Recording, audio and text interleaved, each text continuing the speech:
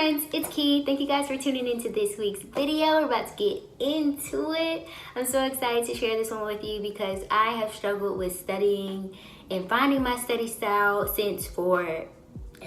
These are things that I have learned over my 4 years at Spelman that work for me and my study style. All right, let's get into it. BT Dub, this week's tea is, what's the package say? Ooh, did I spill it? I sure did. I sure did. It's fine. By the way, this week's tea is orange spice black tea. It's nice. It's a nice little spicy autumn style tea. Just warm, earthy, orange, zesty. Yeah. But it's like, all right. But tip number 1, be present.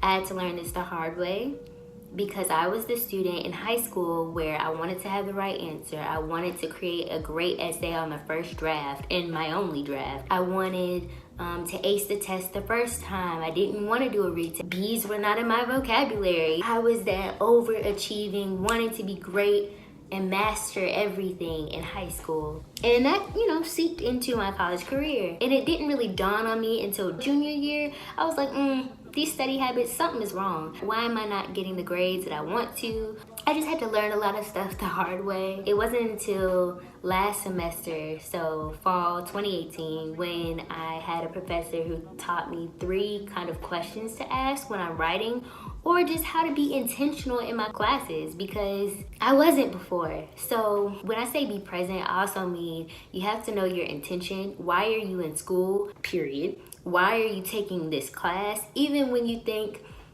oh, this is Renaissance literature. Why am I taking this? Yes, to fulfill a requirement, but what other reason? Why do I need this in the future? I know you may not like the content, but ask those questions for yourself. And it's important to be reflective. You need to be reflective about your classes because this is for you. You are getting access to material, to professors, to X, Y, and Z that you wouldn't have had before if you didn't go to that school, right? When you're intentional, you understand your why.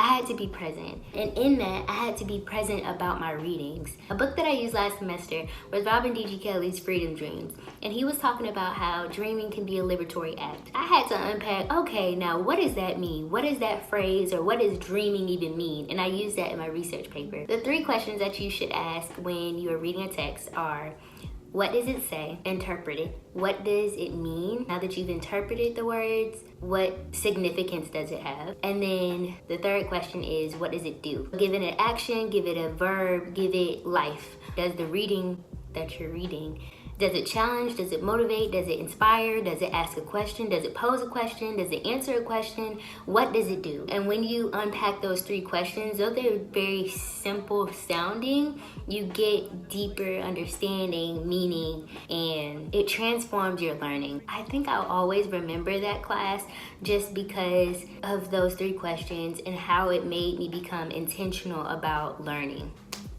Yeah. Tip number 2 is to wear headphones. Matter of fact, I just broke my beats the other day. Rest in peace. I take headphones 80% of everywhere I go. They're so essential. You walk around campus with them. You can go to the grocery store with them. Whether they're AirPods or the $5 ones at 5 and below, it doesn't matter. For me, they help me study. If I'm supposed to be writing a paper, I can't listen to anything with words. And I have a playlist called Hot Tea and Big Pens. That Hot Tea and Big Pens playlist is a lot of lo-fi music. It's very chill and vibey. Lo-fi, all it means is low frequency. Or if I'm in a busy setting, or a busy environment, I have that playing in the background. And on the other hand, having no music but still plugging in or putting in your earphones into your ear can help you as well. It just is a comfort thing for me. There's several things you can do. You can have your headphones in, playing lo-fi music, classical music, instrumentals, celestial white noise, or you can have your headphones in and have no music playing at all. Whatever floats your boat and suits you, do it. Tip number 3 is 20-minute intervals, dog. Who says dog anymore? It's almost like HIIT interval training, or HIIT interval training. Go hard for 20 minutes and you're laser focused, and then you have a 30-second break. In this case, you get a 3 to 5 minute break. I don't need to have this extensive study session and not give myself a break either. It's just not helpful. So what I tend to do is setting a goal for 20 minutes, but after that 20 minutes, you give yourself a 3 to 5 minute break, and you can get up, get water, you go stretch or exercise. You can look out of the window. Some researchers have suggested that you look outside of a window after you've been looking at your computer, but just finding different ways to move and get your blood flowing. And then when you come back down for your second 20-minute session, then you're again focused and locked in. Train yourself to study by having those small increments of time rather than pushing and exerting so much energy and then you're exhausted after an hour to 2 hours.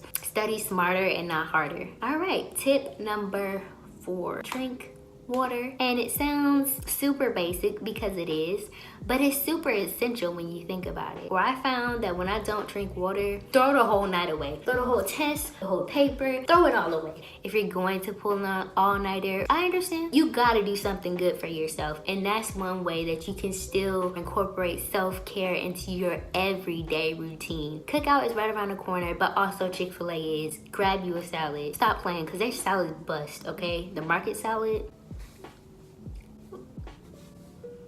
I ain't playing with y'all. Eat well, because a healthy body performs better. That was good. That was real good. I'm proud of myself. When I don't drink water, it's just a bad day. I get headaches, I get irritated easily, my skin feels dry and crackly, my lips. If you're one of those people who don't like the taste of water, there's something for you. You can always do infused water into your water to make it taste a little bit different. Also, if you feel like you're not drinking enough water throughout the day, I take this water bottle everywhere with me. Water is so much better than Monster's 5-hour energy. I was that freshman who thought, oh my gosh, I'm in college now, this is so cool, drinking energy drinks. I'm like all the girls in the movies, they'll be standing up all night to finish a paper. It's not fun. It's not fun. I don't know who lied to me and why I thought that was cool, but don't do it. Don't do it. Just don't do it. Tip number 5 is to nap smart.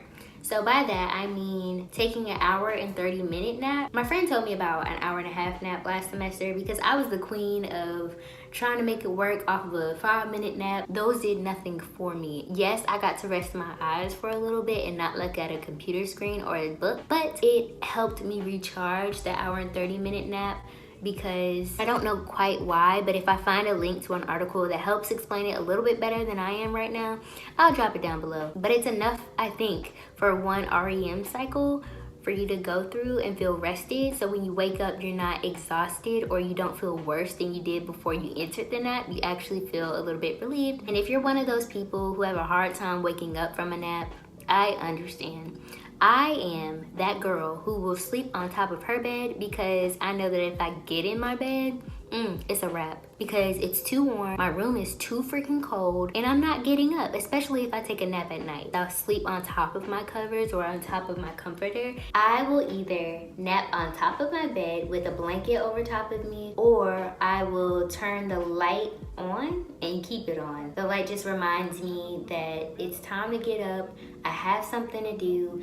I was working before, so let's get back to it. Tip number 7 is to buy cute stationery. Buy things that you like, use pens that you like, buy colorful sticky notes or buy lined paper. Whatever your knack is, try to incorporate it into your studying or note-taking. I'm not the best doodler and it takes a lot of time for me, so that's not what I'm gonna do, but instead I'll just write with different colored pens because when it's in a different color, I feel fancy. And when things look more attractive, then your attention is pulled in. So I'm like, ooh, I kind of want to study because this is cute. I want to look back and see what I wrote in class. Also, buying a planner is everything. Well, maybe not everything, but it's everything for some people. I have the Passion Planner and it helps me see everything in an open format. I often underestimate how long it's gonna take me to do something. Having hourly increments where I can log, okay, well here I have class from this time to this time, and then I'm gonna go to the crib that we finished and work on this personal statement, and then I'm gonna go. But having the actual time schedule laid out for you makes it more, it puts my life on a sheet of paper rather than having everything up here in my head. When I have it written down, then I can see it and I keep myself accountable. Speaking of accountable, that goes to our last tip, which is number 8, and that's having an accountability partner. And I'm so thankful to be at this institution and to have people in my corner, whether it's my classmates or my circle of friends, who are so invested in me, will remind me or text me, Kiera, get up from your nap. When you have people who will hold you accountable and hold you by your word, that means everything. Having people around and living in community really makes the college experience, it brings it all full circle, because you are not here or you're not in school just for yourself, for you to gain knowledge and it to be all in here and go nowhere else. You can use your accountability partner to study together. If you guys want to have a text system where you guys text each other, the closer and closer it gets to 11:59, I understand that too. To hold each other responsible for whatever work you have to do. Now that I finished my 8 essential tips, I wanted to mention some apps that I like to use. That would include Alarmy. Honey, it's almost a crime that it's That's a great app, and it's almost a crime that it's free. Alarmy is an app where you set an alarm, but to unlock it or to turn the alarm off, you have to finish a math problem, shake your phone however many times. It has different activities for you to do in order to unlock your phone or turn the sound off. You can also use Toggle or Forest. Toggle is an app where you can just track your time and log your hours, and it gives you a weekly report, and that's on your phone and on Toggle.com. Forest is an app that you can have on your phone, and you can set a time, so whether it's 50 minutes or 20 or whatever time in between that you are going to be focused and not on your phone. So if you're working on your computer and you don't want to be on just any social media site or doing anything you're not supposed to do, then use Forest. So those are just a couple of apps that I like to use. If I have any more, I'll make sure to put them down below. Those are my 8 essential tips, including some apps that I often use when studying or writing. Thank you guys so much for watching this video. Hopefully one of the tips resonated with you and you can use them and they become one of your own study habits. If you liked the video, please give me a thumbs up and comment down below which tip did you like the most, or what are some tips that you already use, because this is a community here. I still am not the perfect student, and we can work on being better students together. And until next time, see ya. Until I love you, until I